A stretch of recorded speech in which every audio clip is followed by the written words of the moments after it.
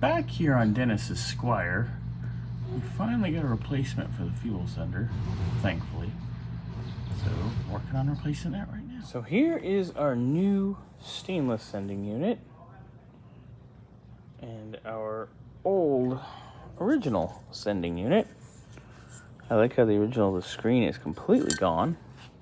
Let's set this down here because our new one is a bit longer. I sure hope it's gonna fit. But everything else is proportionally correct. Alright, so it's definitely gonna fit. I just need to push these lock tabs in a little bit. But it's gonna work. Done and done. That was easy.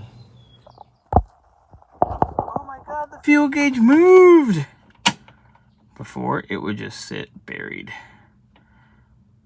over there where it's going now because everything's off. But it actually moves.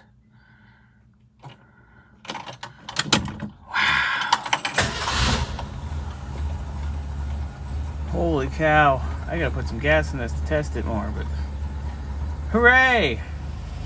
Just put 5 gallons in from one of the dump cans that we have. And hot damn, the gauge works, boys and girls. Woohoo! All rinsed, ready to go. Finally going home.